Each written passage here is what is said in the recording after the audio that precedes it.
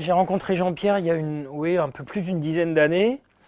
Et en dehors de ce qui nous a rapprochés, à savoir la passion commune des très beaux instruments, j'ai pu découvrir chez cet homme-là quelque chose que je ne soupçonnais pas forcément au début, puisqu'évidemment on s'est rencontrés par la musique, mais euh, le fait de son hyper curiosité. C'est-à-dire Jean-Pierre, c'est quelqu'un d'extrêmement curieux dans plein de domaines, puisque en dehors de sa grande connaissance du matériel et des belles guitares, il a aussi effectivement écrit une bio sur Guitry, donc on se demande d'où ça sort, mais c'est quelque chose qu'il a fait.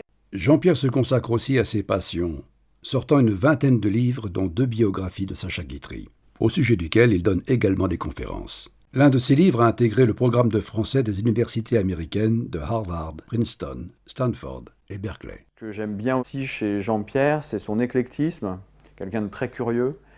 On a la même passion pour Sacha Guitry et j'ai publié une biographie de Sacha Guitry par Jean-Pierre il y a quelques années. Biographie qui a été saluée par l'ensemble des amis de Sacha Guitry, des cercles littéraires. Bon, c'est quelqu'un qui a beaucoup de connaissances et c'est toujours un grand plaisir de partager avec lui. J'ai aucune prétention littéraire, hein, soyons clairs. Par contre, j'écris mes bouquins moi-même. Beaucoup de gens qui se les font écrire. Je les écris moi-même, c'est pour ça qu'ils ne sont pas à l'Académie française. Retour à On aura tout vu en compagnie de notre invité Jean-Pierre Danel pour Le destin fabuleux de Sacha Guitry, parce que c'est un livre merveilleux qui m'a vraiment enchanté, Le destin fabuleux de Sacha Guitry, parce que c'est un livre d'enthousiasme. Sacha Guitry, c'est une des grandes passions de ma vie, il faut bien dire.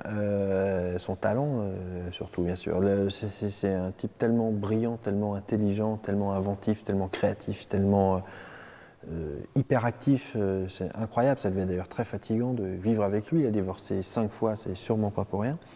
J'admire beaucoup sa vivacité d'esprit, c'est-à-dire cette façon de résumer en quelques mots, parce qu'on aurait tous mis 3 pages à écrire. Quand il dit, alors évidemment, il est célèbre pour ses phrases de soi-disant misogynes. Il n'était pas misogyne, c'est une longue histoire, mais il accordait aux femmes dans ses pièces de théâtre à l'époque des situations et des places qu'elles n'avaient pas du tout dans la société. Une époque où les femmes étaient entretenues par leur mari, ne travaillaient pas, élevaient les enfants à la maison, faisaient le ménage. Lui, il en faisait des femmes indépendantes, autonomes, qui travaillaient, qui trompaient leur mari, qui gagnaient leur vie. C'était pas du tout le reflet de la situation des femmes à l'époque. Donc il était tout sauf misogyne, mais évidemment, il s'est un peu vengé de ses mésaventures conjugales à travers ses personnages. Et voilà, donc on connaît plein de citations de lui qu'on déforme parfois, mais elles sont souvent très drôles, souvent juste, pas fatalement sur les femmes, mais humainement parlant. On peut bien sûr les retourner vers les hommes.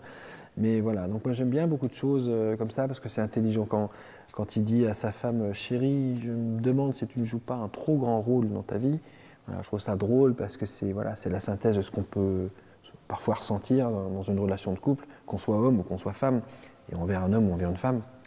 En l'occurrence, là, c'est envers une femme, mais ça aurait été valable pour un homme aussi. C'est un type brillant, et puis il a inventé 1000 choses. Il a inventé la voix off au cinéma, ce qui est quand même assez énorme.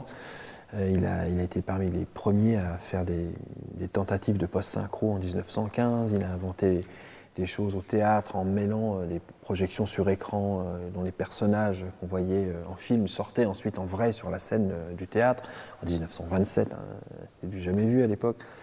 Et voilà, puis ce sens brillant de la répartie intelligente, incroyable. Il y avait cette anecdote où il est dans une soirée avec sa femme, et un type qu'il ne connaît pas surgit entre deux, là, les interrompt sans leur dire ni bonsoir, ni rien du tout. Et demande à Guitry où sont les toilettes. Et Guitry le trouve très mal élevé, mais bon, il lui répond, il lui dit « mais vous dirigez vers le fond de la pièce, et sur la gauche, vous verrez une porte où il est écrit « Gentleman, vous entrez quand même ». Voilà, c'est typique de cet esprit vif, drôle, intelligent, percutant et pertinent en même temps. Donc voilà, j'admire beaucoup Guitry, donc c'est pour ça que je vais consacrer 2 livres. Il y a plein de livres sur Sacha Guitry. J'avais envie de parler de cet homme que j'admire beaucoup. Et je me suis dit peut-être le seul intérêt de faire 2 livres de plus, après tous ceux qu'il y a déjà eu, qui sont souvent très brillants, c'est que peut-être j'avais un point de vue un tout petit peu différent, parce que j'étais de loin le plus jeune des gens qui ont écrit sur lui, parce qu'il y a eu beaucoup de ses contemporains qui ont écrit, qui sont plus là, puis des gens aussi plus âgés, des grands comédiens de théâtre aussi, des gens comme ça. Moi, quand j'ai sorti ces livres, j'étais nettement plus jeune que tous ces gens-là.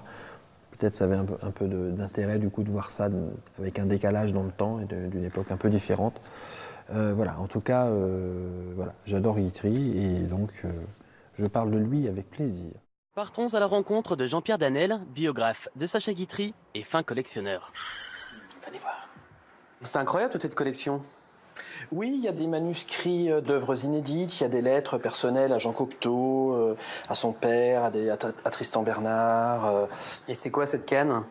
Ça, c'est l'une des cannes de Sacha Guitry qu'il avait dans les années 20, qu'on voit dans quelques films d'ailleurs. D'où vous vient cette passion pour Sacha Guitry? L'intelligence de Guitry, ce côté brillant comme ça, c'est fascinant. Des gens qui ont une telle répartie, qui synthétisent en une phrase ce qu'on mettrait 4 pages à dire. Il a passé toute la guerre à faire des actions caritatives pour les victimes de la guerre, à aider des gens, à sauver des gens juifs et non juifs. Et Tristan Bernard, par exemple, c'est la jalousie qui a fait qu'il a été injustement soupçonné.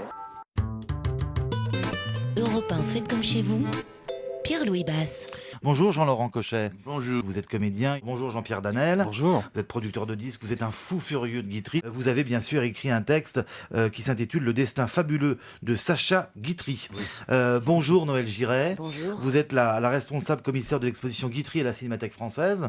C'était quelqu'un d'extrêmement brillant et de novateur et qui était tout le contraire de quelqu'un qui était coincé dans les conventions de son époque. La légèreté apparente qui est le masque sous lequel il se présente, avec la profondeur qu'il y a derrière et que les gens qui n'ont pas été vraiment voir ces pièces ou ces films n'ont pas saisi parce qu'ils n'ont vu que la légèreté apparente de façade, alors qu'il y a une très très grande profondeur et une philosophie de vie derrière. C'est sa délicatesse. Comment avez-vous rencontré Guitry, Jean-Pierre Daniel?